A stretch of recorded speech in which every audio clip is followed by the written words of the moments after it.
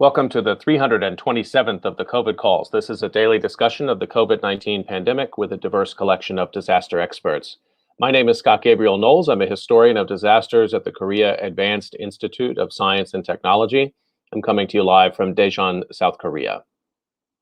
Today I talk with journalist and friend of COVID calls, Colleen Hagerty, and joining us are emergency manager Sarah Miller and wildland firefighter Luke Mayfield.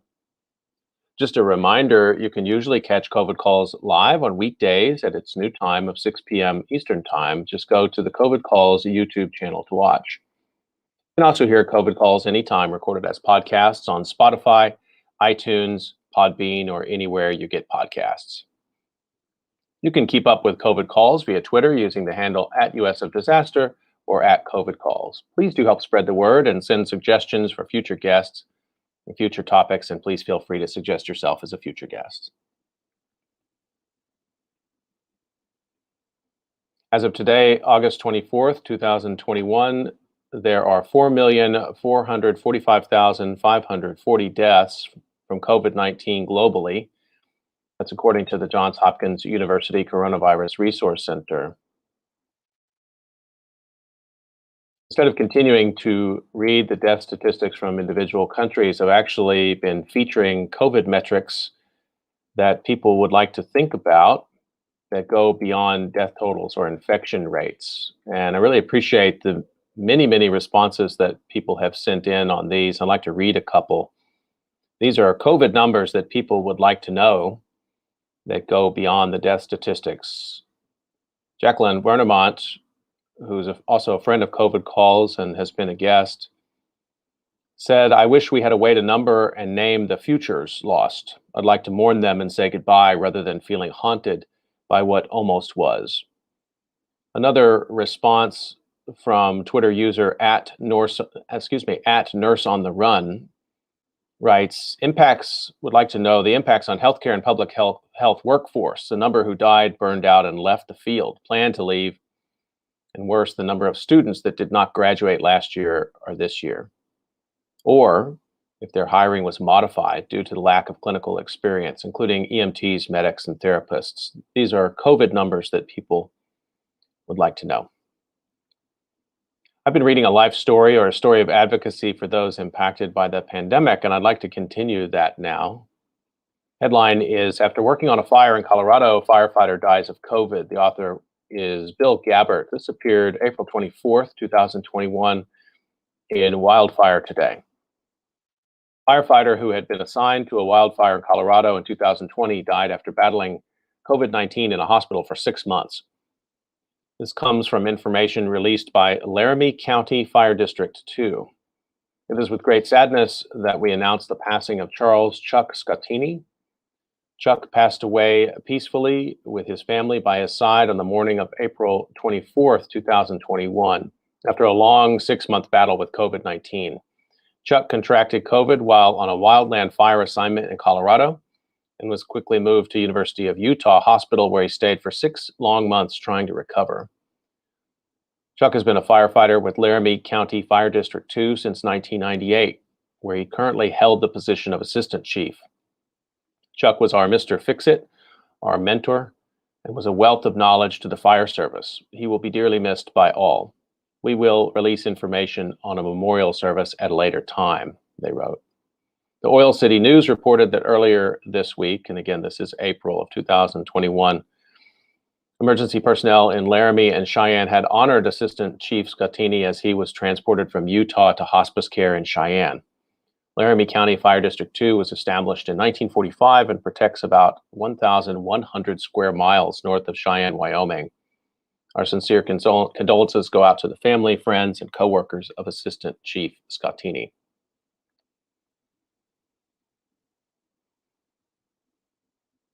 I'm going to read a second obituary today. Headline is, "Irreplaceable Hart County Emergency Management Director dies following COVID-19 complications." This story is by Kelly Dean, WBKO News, Bowling Green, Kentucky, and was published February 5th, 2021. Dateline, Hart County, Kentucky. According to Hart County officials, the emergency management director, Carrie McDaniel, died early Thursday morning, February 4th. 65-year-old Carrie McDaniel was hospitalized after being diagnosed with the virus, his wife, Vicki McDaniel, said. He had been moved out of the COVID unit that week, and doctors thought he was improving when suddenly he took a turn for the worse. Around 3 a.m. Thursday, and this is early February of 2021, around 3 a.m. that Thursday, Vicki said he passed away after complications with COVID-19. He's really going to be missed in the position he held here in the county and all of the titles and the hats he wore, said Hart County Judge Executive Joe Choate. Born and raised in Hart County, McDaniel retired from his position with the Environmental Protection Cabinet after 27 years. However, the man passionate about his hometown took up the position of Emergency Management Director. He was also the Director for 911 and Hart County Solid Waste. He would do anything he could to accommodate the constituents of Hart County, if there were issues that were going on, said retired Judge Executive Terry Martin. First District Magistrate for Hart County, Gary Gardner, worked alongside McDaniel for years. He was just top-notch in every regard, he said. Carey is going to be hard to replace because he wore so many hats. Martin added that McDaniel's work ethic was unlike any other. So many people relied on him. He just was a great, great, great person that can't be replaced. Yeah, nobody could do things and know things that he knows, said Martin. Judge Executive Joe Choate described McDaniel as selfless. One of the great attributes of Carey's was whenever I came in and he would tell me, he said, "Look, when something goes wrong or goes bad, you throw me out there in it," he said about McDaniel's willingness to take on anything. Now, a void tremendously felt throughout South Central Kentucky. Now, a void is felt throughout South Central Kentucky as a man who proved love for his town through actions is now called to do the same in a new home. He loved Hart County, and anything he could do for the betterment of Hart County and their folks, he did it, said Choate. McDaniel is survived by his wife, Vicki McDaniel, of 39 years, his veteran son, Curtis Allen McDaniel, and his wife, Tara McDaniel, and his grandson. Vicki is pleading with the community to wear a mask in honor of McDaniel.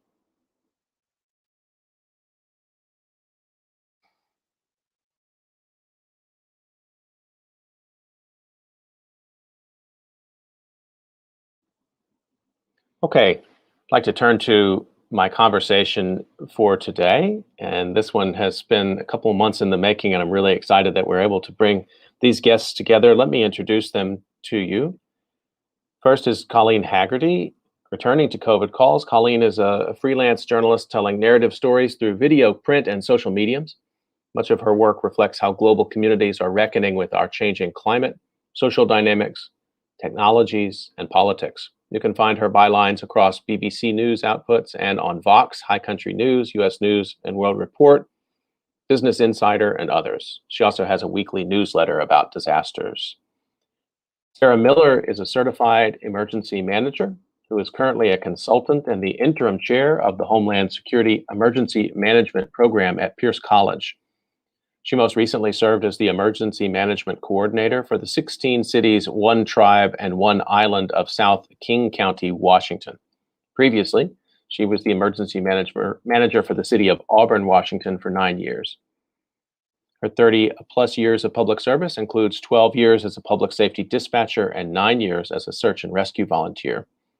She holds a Master's of Public Administration degree in emergency management, is a graduate of the National Emergency Management Advanced Academy, and has completed doctoral work in Homeland Security, terrorism, and public policy. She's currently working on her PhD dissertation on technology and emergency management. And my third guest is Luke Mayfield. Luke is currently the fire program manager for Mystery Ranch Backpacks, the current vice president of the grassroots wildland firefighters, and an AD firefighter in Region 1. Previously, Luke spent 18 seasons with the United States Forest Service. Luke worked in 4 regions, 7 forests, and the majority of his career was spent on interagency hotshot crews. Luke resigned in 2019 as an assistant hotshot superintendent and supervisory forestry technician. COLLEEN Hagerty, Sarah Miller, and Luke Mayfield, thank you so much for joining me on COVID Calls today. Thank you for having us. So the way I generally start is to find out where people are calling from and find out kind of what the pandemic is looking like there today. I'm going to start with you, Luke, on that question. I'm in Bozeman, Montana, and right now, Gallatin County is a hot spot, I would say, for the state, just with the amount of tourism that we get, out-of-state visitors and otherwise, and outdoor recreation.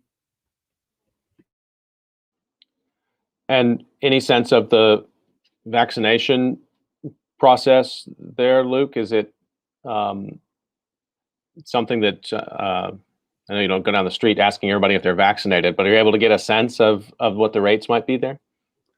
No, I'd have to look into it. I mean, it's a pretty mixed bag. It's Montana. I think people have their own thoughts on a lot of things, the vaccine being one of them. So I'd say it's a mixed bag, probably in the 60% range, but that'd be a total guess on my part.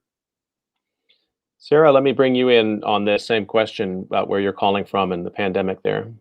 So I'm in the Seattle metro area, and they just announced today that our county alone has administered 3 million vaccines. So that's somewhere probably shy of 1.5 million people, because things get complicated, people skip, whatever. But it's somewhere. I mean, it's more than a million. And we have, so it's a very large percentage of our population. But there's some places where people are absolutely experiencing vaccine hesitancy. My zip code is one of them. We have some of the lower numbers in the county right here where I live. But the upshot of all that is that, and I looked this morning in anticipation of this question because I wasn't sure, but our case counts are high, but our deaths are very, very low across the county. So we have, we don't have good percentages because the state testing lab is so backed up that you can't see a count on the negative tests. They're prioritizing the positive tests, but our case counts are high, definitely surging. But our death rate is very low compared to what it was last spring. So that's good. It is good. Thank you for that report. And this would be speculation, but I want to ask anyway. How much of that do you owe to cultural factors, and how much to the fact that there are a couple of places really experienced the pandemic first in the United States, and it was the Bay Area of California and kind of greater Seattle metro area in Washington were kind of some of the first places that were coming to grips with the pandemic. Do you think that has any impact, or it's just too long ago and this is the sort of vaccine uptake is a separate issue? I think that remained in people's collective memories. This being Seattle, we're pretty tight with science as on a general basis, and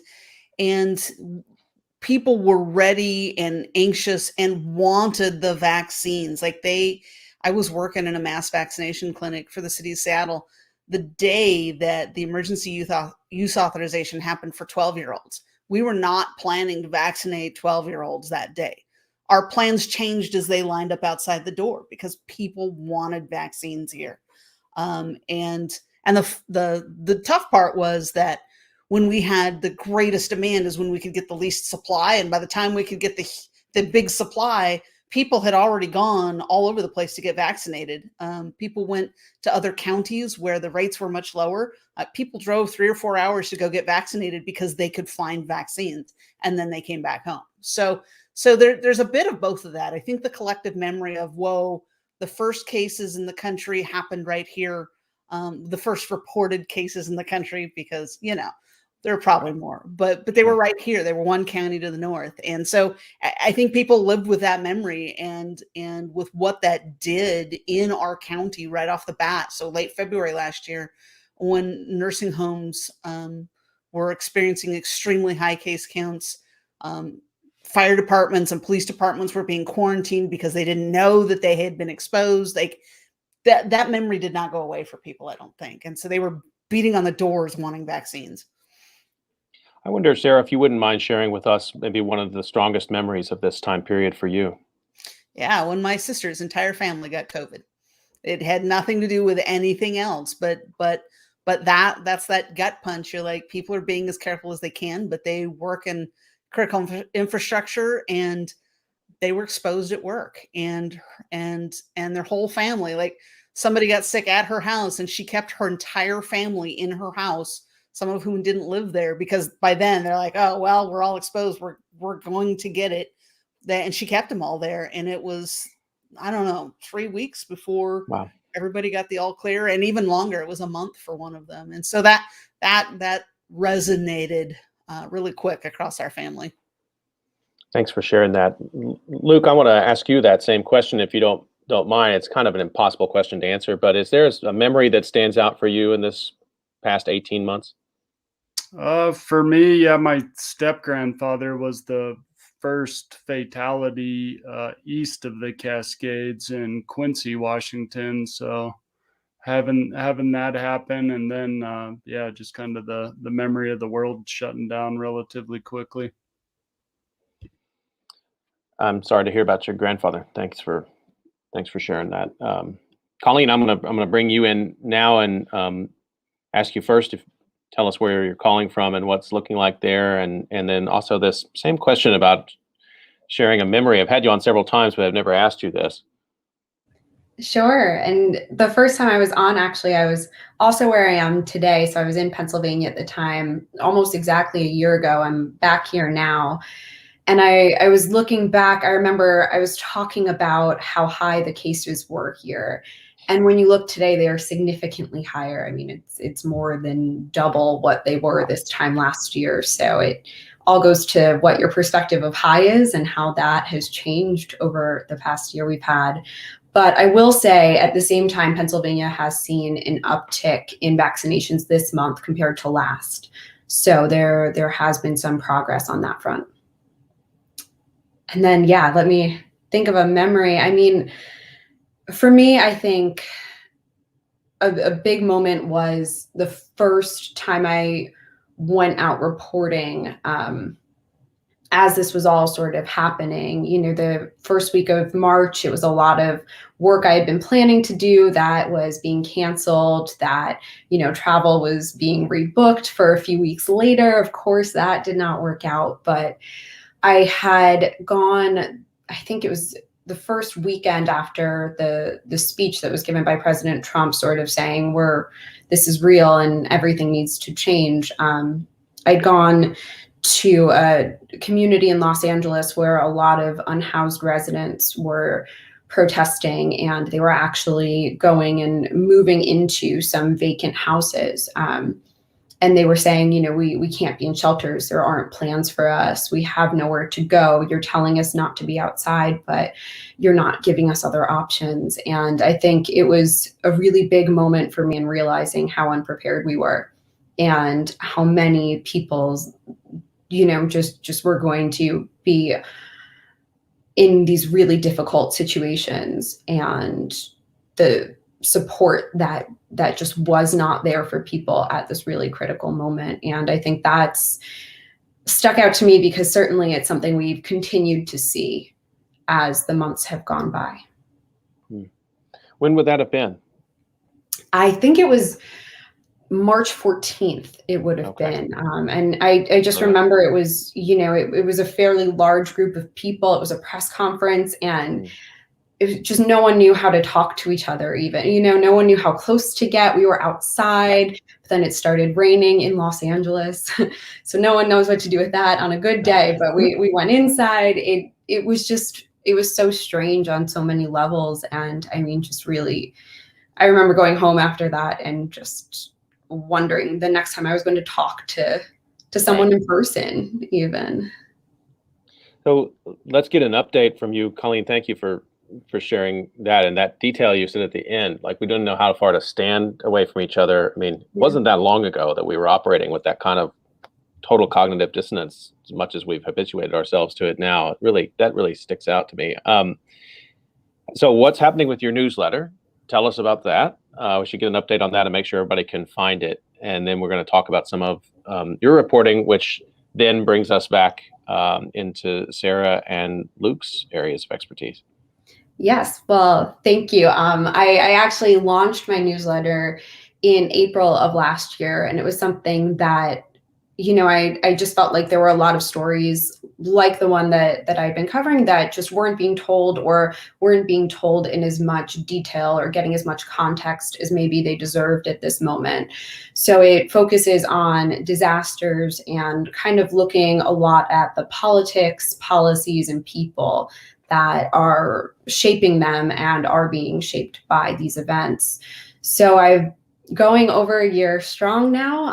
And I've just been writing a lot in recent weeks, kind of more about policies. I was digging in a bit on FEMA's BRIC program, and more recently on the lack of coverage that's been in the news around disaster anniversaries, and kind of looking at what that means for communities that were hit by some of these, record-breaking events last year and have fallen so quickly out of the public conscious because there's just so many other communities that are going through those same things again now this summer.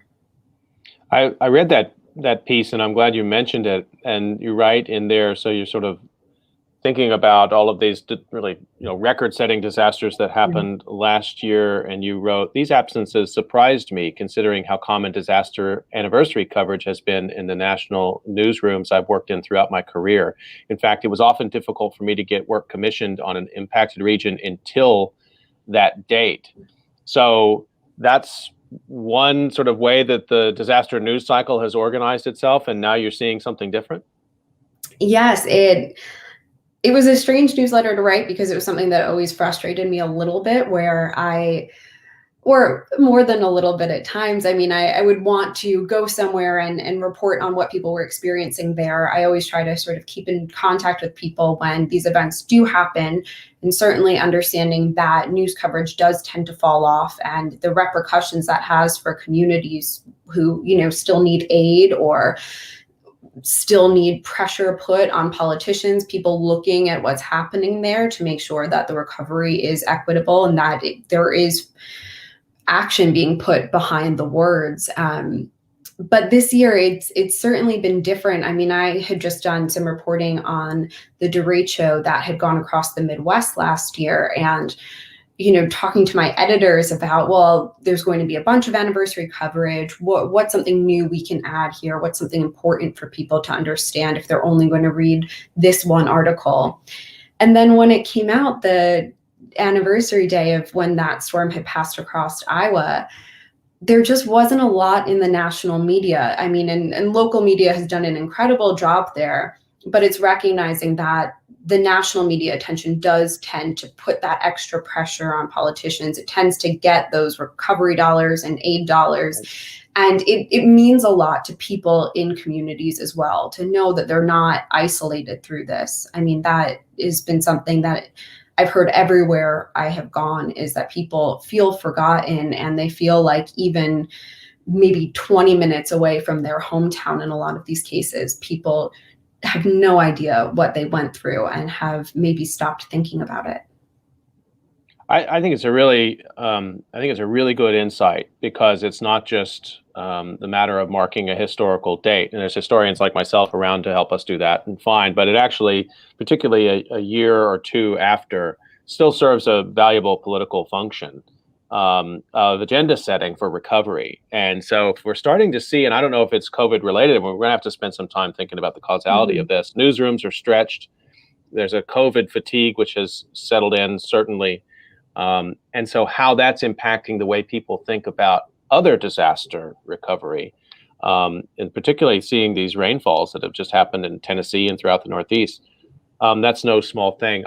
Sarah, I want to give you a chance to comment on that, because this is your area. I wonder what you think about. I don't know if you saw that piece that Colleen wrote, but sort of this issue of the problem of remembering older disasters in the middle of another disaster. It's a lot of memory work to do, but it's no small thing. It isn't, but it's historically something, I say to the historian, but it's something that we don't do a good job of. This is how we keep making the same mistakes over and over, is we don't look at the historical perspective of whatever happened before. And we could learn from that. We observe that, but then we don't really grasp that. And right now, I think that it's fair to say that people are just tired. It's one thing to to be engaged in a disaster for a finite period of time and then go back to your normal world. And when you do that, you can then spend some time reflecting on the disaster and comparing it to the old disasters. But we haven't had a chance to do that in almost 2 years now. Well, a year and a half. There's been no ability to just stop and take a minute and look back because we're still right in the middle of it. And so we absolutely lose that. And in doing so, we lose the ability to capture lessons or make some of those improvements that we ought to be able to make. It's more powerful in the disaster space for emergency managers to talk about history than historians. And I absolutely appreciate your sort of underlining that importance. And again, it's not just because we want to, have a list of disasters to talk about. It's actually still serving this quite important function, I think, of recovery, but also planning for the next one. And Colleen, you wrote a piece in May that appeared in Business Insider. It came out May 5th, and the headline was "Emergency Management Professionals Are Burning Out After Handling Record-Breaking Disasters for a Year Straight." I think that's a story that brought you and Sarah together. So I wonder if you could say a little bit about the story and bring Sarah in a little bit, so we can get a sense of the issues that you were trying to cover there. Sure. Well, while I was covering disasters over the past year, I kept hearing from a lot of people that, there were the challenges that each compounding disaster was bringing. There was, of course, COVID-19 happening.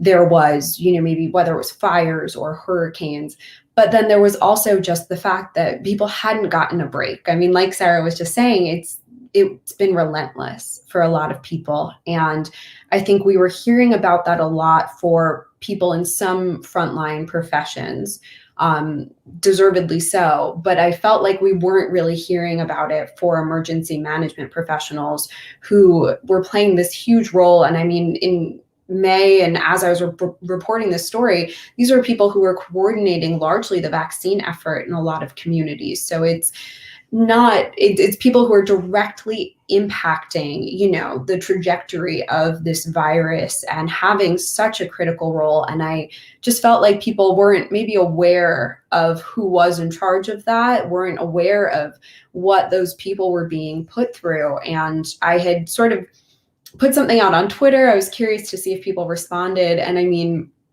I think it's the largest response I've ever received to anything I've sort of thrown out on Twitter. You tapped into emergency management Twitter. It's a formidable. Yes, it really is. I mean, I was hearing from people all over the world, and unfortunately, this was sort of a U.S. focus for this piece, but it speaks to the commonality of the issue. And I mean, I heard from people in large cities. I heard from someone who is pretty much the entire department for where they live. And, that person said to me, I can't take a day off and I can't burn out because there's no one waiting in line to sort of step in and help me out. I'm it. And my community needs me. And it was really, I mean, even more sort of shocking than I was expecting when I had sort of first started talking to people, first pitched the idea. I just was really taken aback by the lack of support a lot of people were receiving and just how they were pushing through after just, again, a relentless year. I think it's probably worth noting that, and you point this out in the piece, that we've never seen an emergency management activation of this scale, maybe of this duration in a few places, but even the duration at this point would be unprecedented. So, Sarah, let's bring you in because you're quoted in the piece, and one of the things you say in the article is there's a sense among emergency managers that they shouldn't be taking a break when there's still an emergency, but you say our bodies and our minds never planned for a year-long emergency and then a year and then some. Give us some context here for this. I think a lot of it goes to something that Colleen just said. Like in a lot of places, there's one emergency manager or a halftime emergency manager. Even when you were reading that memorial piece about the emergency manager who was also the solid waste person and the something else and the 911. And a lot of places don't make it a position even for financial reasons primarily. And so when you're trying to look at, wow, if I take a break, there literally is no one to do my job. If I leave town for a week, everything is going to pile up. There's no one for me to even train because it's just me. And we've seen a dramatic brain drain now in the last 6 to 8 months of this. People retiring, people switching careers, people desperate. And by people, I mean people in emergency management. And it's across the spectrum because it's not just government emergency management. Hospitals have emergency managers who are at their wits' end. It is, we collectively don't put enough value in this function. It stays below the surface until something happens. And when something happens, one person is not enough to deal with it.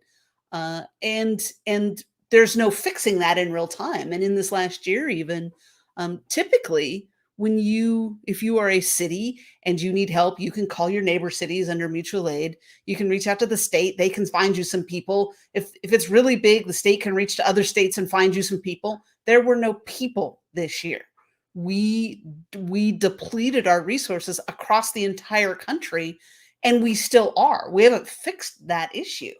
And part of what ends up happening then, even reaching out to private sector consulting companies, they can't find people either because the people who get out, they get out hard. They're like, nope, I'm done.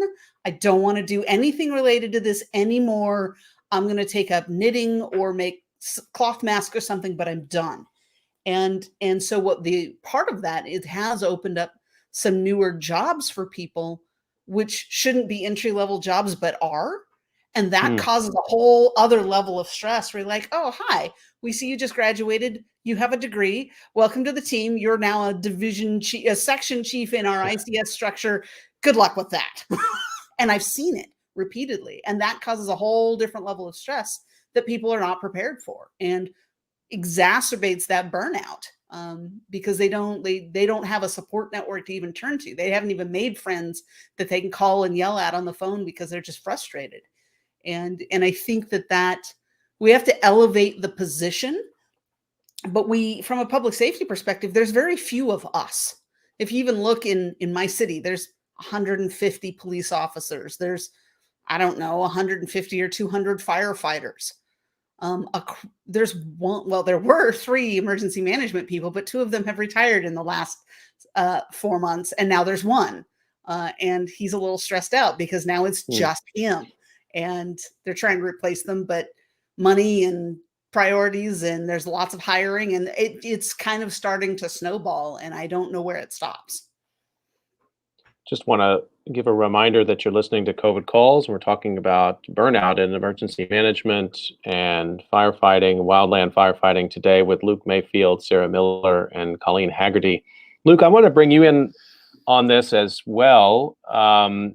You're in wildland fire, not emergency management, but from the public's perspective, these are the people that show up when we need help. I think most people in the public probably don't differentiate too much of who gets off the truck or who's on the radio. But can tell us a little bit about your work and your organization, and then also you were fighting fires just now, right? I mean, just this summer as well. So maybe you can tell us a little bit about some of how these burnout issues are playing among firefighters. Yeah, I mean, burnout's the primary factor of why I'm in the position I'm in now in private industry. The organization that I'm involved with is the Grassroots Wildland Firefighters. It's a 501c3 nonprofit. I'm the current vice president, and we're looking to address a paradigm shift and a change in the way federal wildland firefighters, who are actually titled forestry technicians and supervisory forestry technicians, and how the system is built and how it treats them. So we're concentrating on 4 pillars. Number 1, classification, pay and benefits. Number 2, comprehensive health and well-being. Number 3, the need for an expanded workforce. And then number 4, looking at what a national fire service looks like versus 2 agencies, and 5, or the United States Department of Agriculture, the Department of Interior, and then the 5 land management agencies below them that are all tasked with the same jobs but are operating on different systems a lot of times, and not very many crosswalks. And what was the other question you had? I'm sorry. Well, just sort of getting a sense from you, and thanks for telling us about that organization and its goals. We're getting a sense from you of what it's like for firefighters right now who are in the second wildfire season, also trying to manage COVID in the midst of doing their job.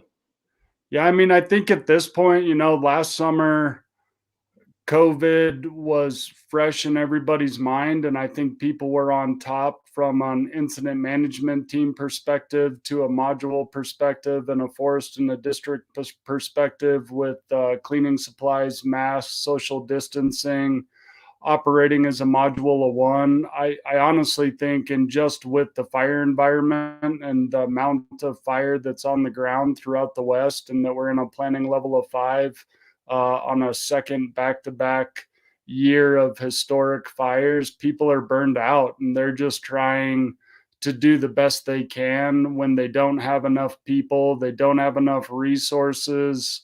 A year into this pandemic, the supply chain and the logistics available to support the people on the ground are broken.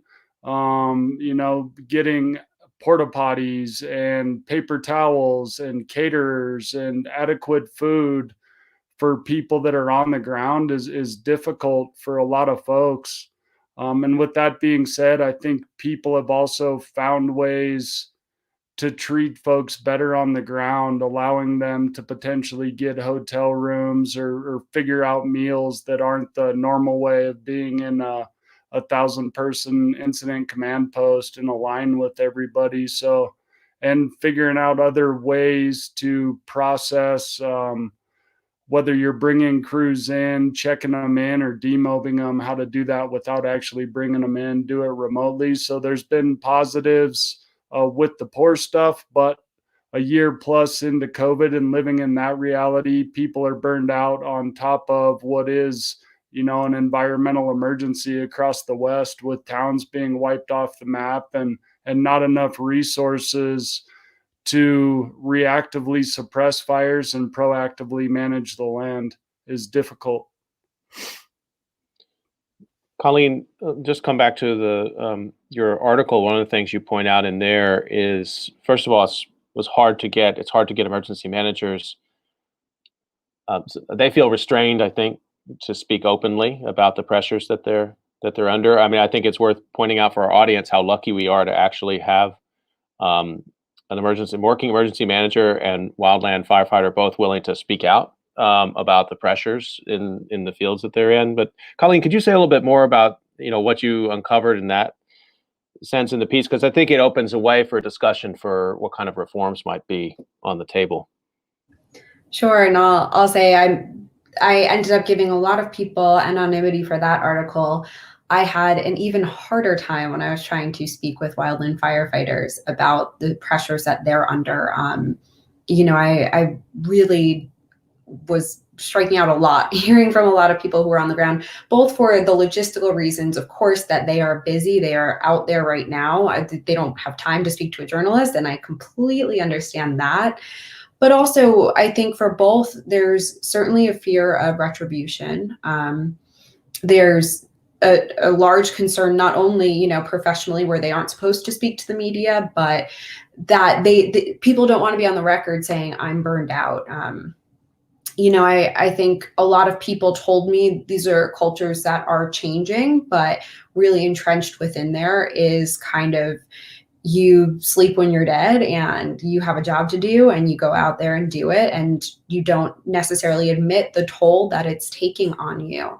So that was something I absolutely came across. I mean, I know with some emergency managers as well, they were saying they are they might not be the face of COVID-19 response. A lot of people don't know that they are doing that work, but they have seen others who have been put on the chopping block when there is something that goes wrong, when a response is seen to have been done poorly, that higher officials who maybe even were the ones responsible for some decisions, they will take that out on emergency managers. So I really heard that from a lot of people, that there was a large fear of retribution, a feeling that they're doing the best they can with limited resources and their jobs are just constantly on the line here.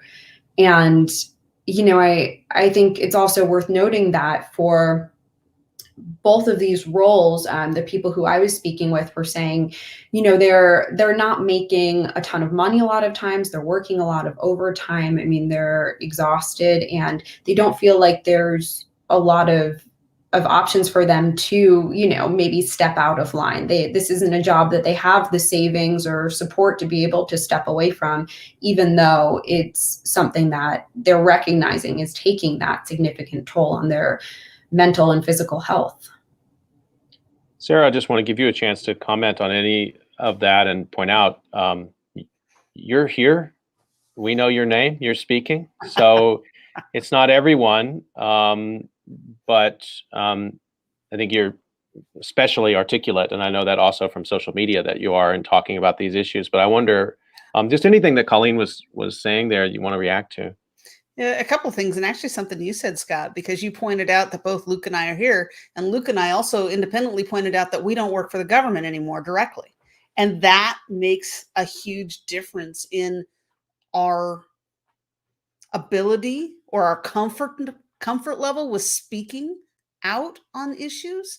I actually was at a place and one of your anonymous sources came up to me, Colleen, and said, I was so excited to see you in that article because it needed names attached to it, but I couldn't give mine because then my boss would know that I'm burned out and I'm tired and they might fire me or they might discipline me or there's fear there. There's fear for jobs. Some of the folks I've seen, someone said to me recently, I hate this field. I'm done with emergency management, but I only have 5 years till retirement and I can't learn a new job in that time. And that's a very sad, that's a sad place to come from, but it's there. It's very much there. And it's just under the surface for a lot of people. And I think part of it is, even when I worked for government, I didn't get paid a lot, but I would rather than get a raise, I would rather have been able to hire someone else, like add another body to our fold, because that paying me more money does not add more hours to the day. They actually just upped the pay at my old job significantly because they couldn't be competitive in the marketplace. But giving me more pay and no more hours in the day and no more bodies doesn't give me any time to spend it or do anything useful with it except stuff at the bank. So maybe I can retire early. And I think that this idea that, and wildland firefighters have it even worse. Like their pay is ridiculously low. And I'm sure Luke has comments on that, but we collectively as a society, we don't value the people who are doing some of the hardest work. And you look at what nurses are going through right now, and there's some great similarities there. I have a relative who just got out of the nursing field because he realized he's in a high COVID area. It was miserable and he could go to McDonald's and make more money than he was making. And he didn't go to McDonald's. He went somewhere else. He went, this is dumb. I don't have to put my life on the line every day for this pittance of money. We don't collectively as a society value the people who are out there doing the frontline work. And arguably most people don't even know that there are emergency managers because there's one as opposed to the 150 cops in the same town. And so I think that plays a lot into how our decision makers view us and how the public fails to view us. And we don't get that elevated status that we need to be able to fight for jobs and fight for pay. Luke, let me bring you in on that. Thank you, Sarah, for making those points, and just see any reaction you might have on that, Luke. And I think to this same question as well, which is why is it hard to get wildland firefighters to talk about the changes that they need, the kinds of ones that the grassroots organization that you're involved with is advocating for? I think a lot of times, I mean, we're taught and brought up to be quiet professionals. And from a press perspective, you're taught if somebody wants to talk to you, to tell them to talk to your supervisor and leave as soon as possible. But I do think that people are starting to speak up. I mean, that was one of the intents of grassroots wildland firefighters, was to provide a platform and a voice for people to speak, whether it was publicly or anonymously. At the end of a season, people are tired, especially a seasonal workforce.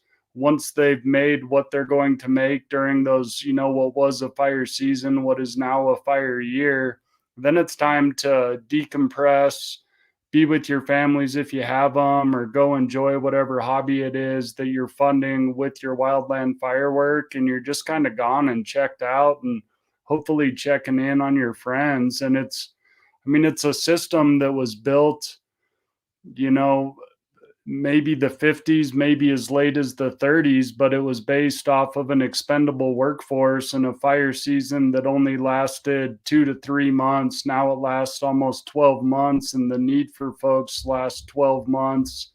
And you're coming in as a GS3 at $13.45 an hour after 18 years in fire. I resigned at $23 an hour, and I relied, like, nobody's going to say this, and we don't say it publicly, but I needed the West to be burning. Like, I needed those overtime hours. I needed hazard pay, and I needed overtime. And the only way I got that is if I was on a hillside that was burning, because the 48,000 a year that was my hourly equivalent did not cover my daughter's preschool or my mortgage or any of the other things that you need in life. Like, I needed to double that through overtime and hazard pay, and I needed to be gone. There was no option of saying, I'm going to take 2 weeks off for a vacation.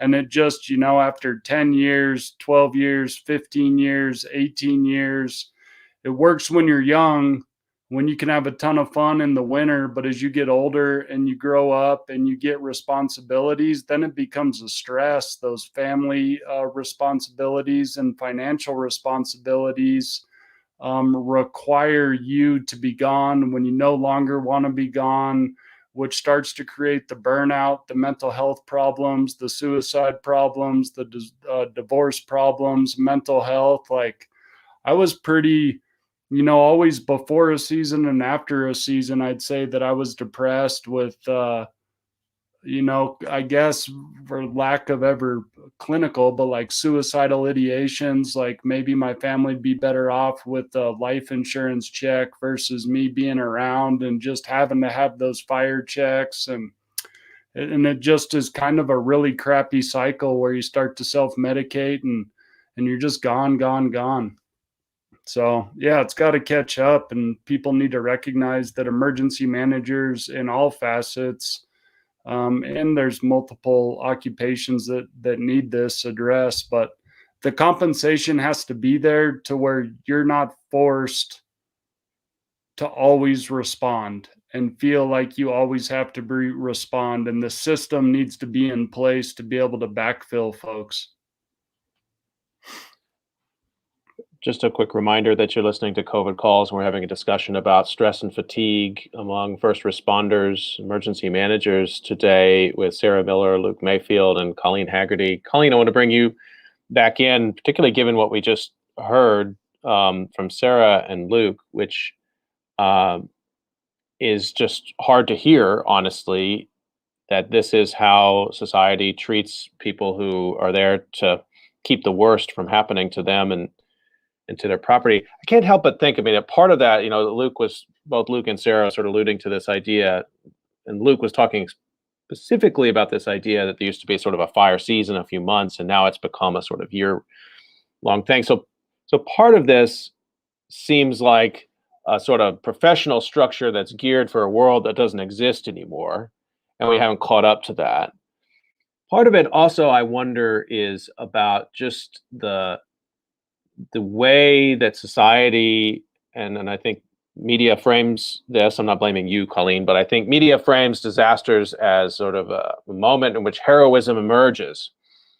And we never ask the hero how much they get paid, right? It's they're doing something which is that others of us can't do. And so it's not like when we talk about, well, how did your tax accountant do? Well, he did the job and he got paid. But we don't ask those kind of questions about a firefighter or an emergency manager. I can't help but wonder if that doesn't play in here as well, which involves, because it's hard, like, because who wants to demythologize their job, right? But actually to talk about it in terms of like, no, this is what I need to be paid, and this is the safety that I need and security for my family. There's a tension there that I don't know how we address, but I think you got to it a bit in your article as well, and I'm sure people you spoke to must have raised that issue with you. Yeah, it's something that came up while I was covering both of these fields, and it's certainly not to say that a lack of understanding or recognition is, the driver of burnout in these incredibly difficult professions. But I do think we've touched on it a few times here. I mean, a lot of people, the general public, don't really understand, I think, even a wildland firefighter, what that job looks like. I see a lot of people saying, it's not just you show up and you're putting out a fire. I mean, there's so many people involved in the logistical aspects of it. There's the work being done on the ground looks different depending on different fires. I mean, people don't understand what these roles actually entail. They certainly don't understand the structure of the job itself and the payment, the hours, all of that goes into shaping what it looks like to be in these careers. And I definitely think that is a part of it. And I mean, one thing that stood out to me a lot when I was speaking with people is they were talking about just how difficult it has been. And part of the frustration was that, of course, there's a lot we can't change in this specific moment with the fires in the West or with COVID-19. But there's money being put out there, right? There's money that the government is allocating to certain areas, and it just never felt like it was going to them. So it wasn't just that the public wasn't, stepping out on their balconies and applauding emergency managers or firefighters at night as they were for doctors or other frontline professionals. It was that they weren't seeing any sort of support coming in from the people who did even recognize the jobs that they were doing, who were sending that work to them, who were tasking them with these insurmountable jobs over the past year. So I think that was just a massive source of frustration, is that, okay, they're not maybe getting the accolades publicly, people don't know, but they're also not getting any sort of recognition that this year has been different, or in terms of wildland firefighting, that these years have been different. There just hasn't been the policy shift to line up with the shift in the jobs. Well, obviously, everything needs to be on the table. Disasters sometimes function as moments where policies get re-examined, in which and the media plays a crucial role here, and hopefully academia in support. But it's really the frontline professionals who also have to be advocates for those reforms. And with that in mind, I guess, Sarah, I want to come back to you. What reforms do you think? I mean, can you prioritize a little bit the 50 state and territorial, operation center deployment will eventually end? There will be a moment of reckoning. What needs to change for emergency management, and how much of that can be driven inside the profession itself? Well, I think that a lot of it probably has to be driven inside. I'm a policy wonk, so I see possible policy solutions for lots of things, but they require, I love the name of your group, Lucas, because grassroots, it requires grassroots action by people who've been there, but that's hard to do. Emergency management is ridiculously political. It gets tied up in the political whims of whoever is in office at whatever level of government. It doesn't matter if you're working for a city, if you're working for a school district, if you're working for the federal government. We have this weird, we float this ocean of politics because disasters are weirdly political. And partially because there's a lot of money attached to them. If you have a big enough disaster, the big checkbook in the sky opens up and sends you money, and you can somehow rebuild from that. You don't get that on wildland fire, weirdly. You get the small checkbook in the sky that pays for some of the costs, but none of the rebuilding costs. And so we have these weird policies that mash up, that don't serve our people that well. We don't even have a common understanding across the country of what an emergency manager or emergency management professional is. If you go to Bozeman and you say, who's the emergency manager and what they do, I guarantee it's different than what someone in Boise, Idaho, or Anchorage, Alaska, or Seattle, Washington. It's vastly different. They have different standards. They have different requirements. If you ask a firefighter what level of certification they have, and they say, I'm a firefighter 1, all the firefighters go, oh, I know what that is. And they all go out their merry way, and they know, because there is some sort of standard. And we struggle with that in emergency management because we don't have anything like that. And our jobs vary dramatically from city to city within a state, from state to state. It's just, they're all over the place. And so some sort of recognition of what that is, some sort of recognition that we are in fact greatly involved in public safety. We are often relegated to something else, which is very familiar to me because I started my career in 911, which is usually designated for retirement. It's a secretary position, and it is so not that. Some states have been successful in getting that changed, but though that recognition, and we don't have in emergency management the strong voice that fire and police often do, because they have very large, robust unions. I was having this conversation with someone. Firefighters, fire departments have existed since the time of Benjamin Franklin. They've had a long time to get organized and to be on the same page. And emergency management isn't there. We're nowhere near where Ben Franklin was. And so we lag behind, and we have robust discussion, which can sound like a lot like arguing sometimes, about what we are and what we do and how that should look in a community, because there is no answer that is universal. And there's a growing push to do something about that, to have some sort of baseline standard that says, if you're going to be an emergency manager, you need to be able to do these things and understand these functions. And that's a tough thing. A lot of people treat emergency management as a second career. They retired after 20 years of public safety, and they're like, oh yeah, emergency management, that'd be a great retirement gig. I can do that. I rode a fire truck. I drove a police car for 20 years. I can do emergency management. But they don't have the basic skill set of mitigation. They don't know what that means. They don't know how to write grants. There's a lack of understanding, even from our peers, of what we do and why we do it. And we have to do a better job of selling ourselves to everybody, but we also have to do a better job of selling ourselves to the people who make decisions about funding, about headcount. We have really, at every level in the emergency management world, become highly dependent on federal funding. We say every day, all disasters are local disasters, but we expect someone else to fund them at the local level. And it's not sustainable. And we're very much finding out that's not sustainable.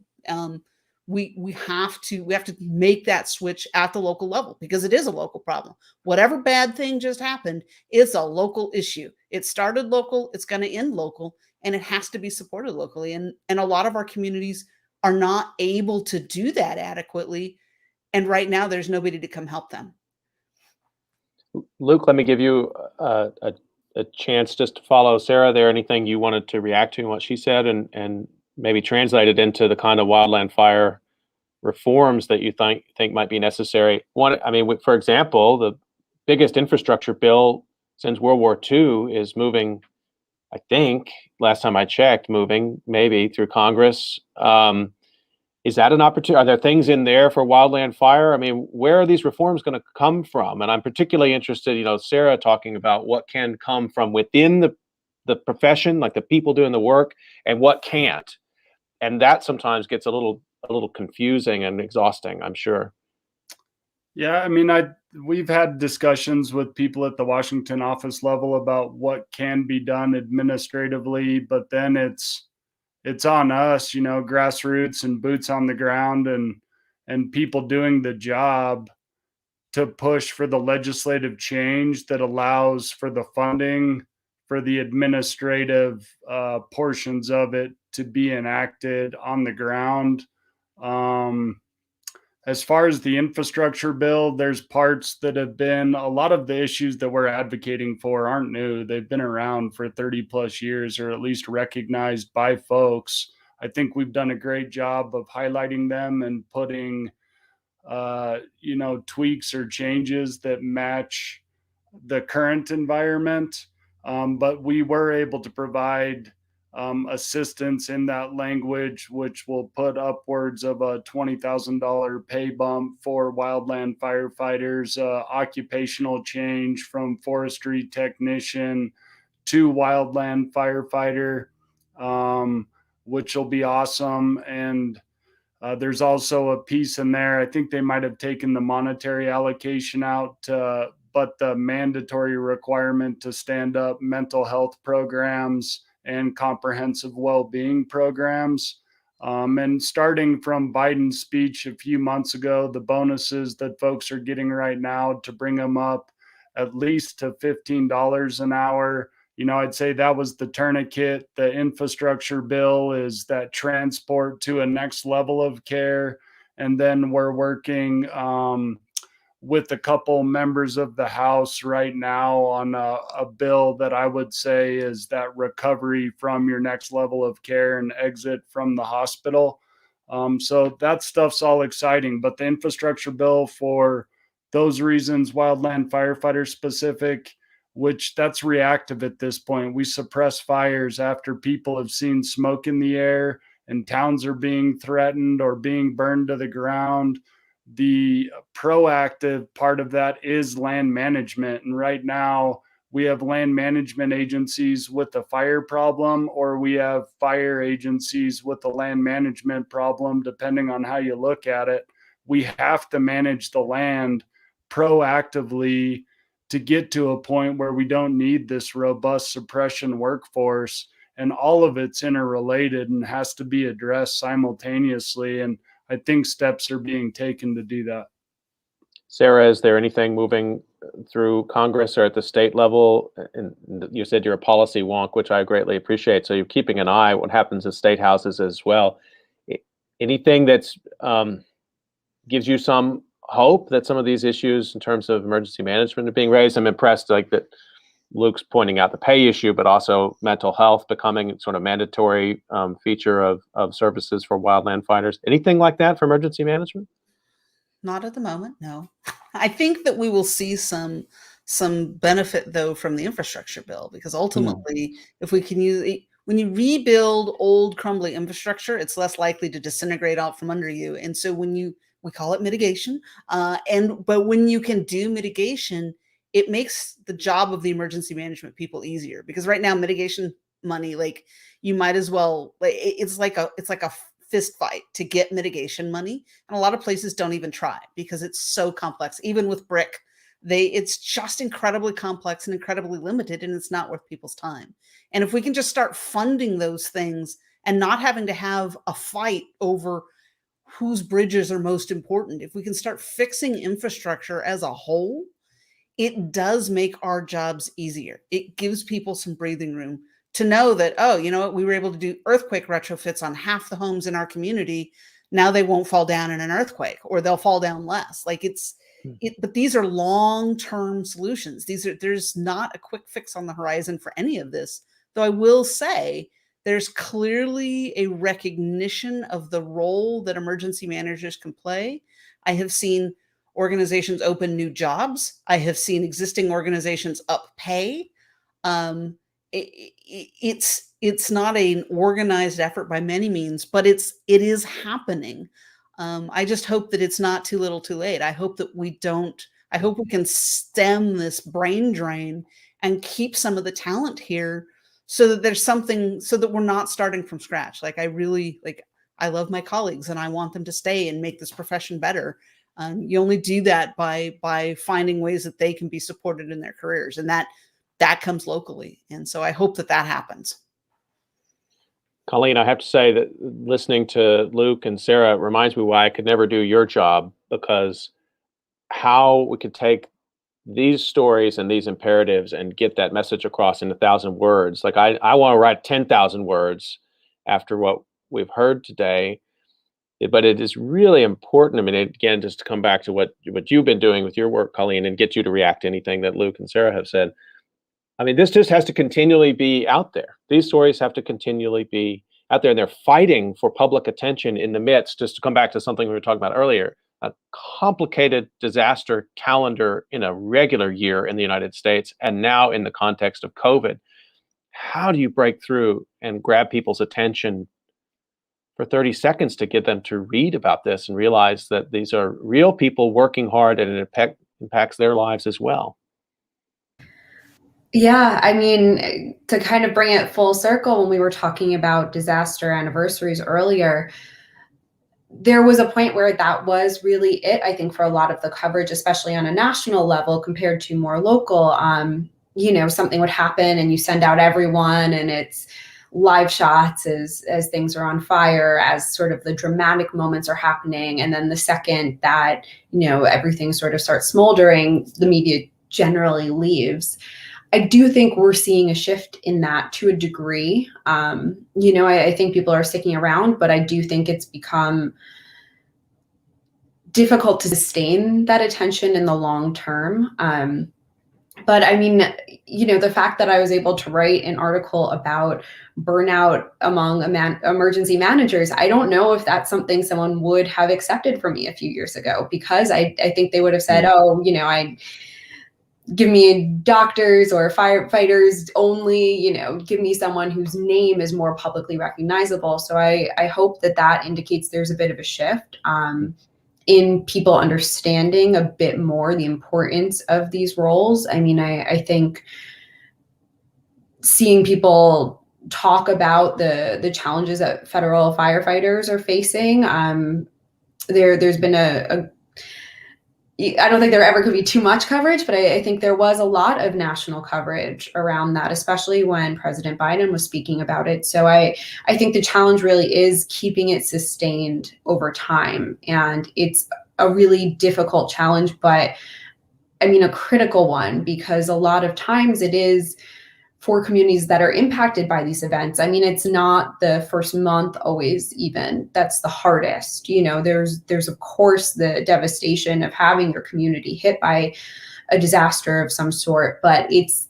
that year on when you're just bogged down in the bureaucracy of trying to get that money, of you're still not home, and things are never going to be the same. And it's all really hitting home, I think, around those times. And that to not have your voice heard at that time, I think, is really difficult for people. So I'm hopeful that that's sort of a focus that the media can take moving forward, is recognizing, as more communities are finding themselves in this place over and over again, that the coverage can't just be, this happened.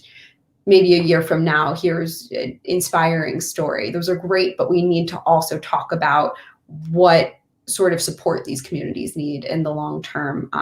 And I'm hopeful we can start seeing more of that, but certainly it's something we could stand to see more of right now. Just as we're closing out, I want to remind folks that you can catch Colleen Hagerty's newsletter at newsletter.colleenhagerty.com. And maybe, Colleen, can you give us a sense of coming attractions? What are you working on right now? Yes, I actually had a large response to that disaster anniversary post. So some communities that I focused on in the past, as well as some that I've never talked about in my newsletter. I've had people reach out to me from nonprofits, from emergency management perspectives, as well as individuals and politicians. So I have some of that coverage coming up in weeks to come on that front. And yeah, I have an announcement I was hoping to be able to make this week that I can't yet, but it'll be about sort of broadening my scope of what I'm covering with a bit of support. So very excited moving forward. Okay, well, we'll watch for that. And Luke, in terms of people wanting to get engaged with the work of grassroots wildland firefighters, how can they do that? Check out our website, www.grassrootswildlandfirefighters.com. We have monthly Zoom meetings to provide folks with an updates just on our pillars, legislative updates, go through the website and any changes. And then we've got a pretty simple six-step process to contact your local representatives, a list of the media articles that are out there, personal stories, etc. So yeah, I'd say that's step one, and then contact us if you'd like to assist in the efforts. Okay, Sarah, how can we help you? Just tell the story. Like one of the things that we have to get better at is telling our story. And Colleen has done a great job of helping us tell our story, but we have to stop being the silent people in the background. Even we individually can't tell the story. We need to find somebody to tell the story for us, because that's how we make change. It's an honor to be with you all today. Thank you so much for making time for this conversation. I just want to remind folks you've been listening to COVID Calls, and you can catch COVID Calls most weekdays live at 6 p.m. Eastern Time. Tomorrow, I'm really excited to have Adia Benton, anthropologist, medical anthropologist, on. We'll be talking to her. It's her return visit since last year. She joined me on COVID Calls very early in the project, so it'll be really great to have her back. Please do join us for that. And I want to thank my guests today, COLLEEN HAGERTY, Sarah Miller, and Luke Mayfield, for taking time out of their impossibly busy schedules for this conversation. We'll see you tomorrow at 6 p.m., everybody. Thanks, Luke, Sarah, and COLLEEN for joining me today. Stay healthy, everybody. We'll see you tomorrow, 6 p.m.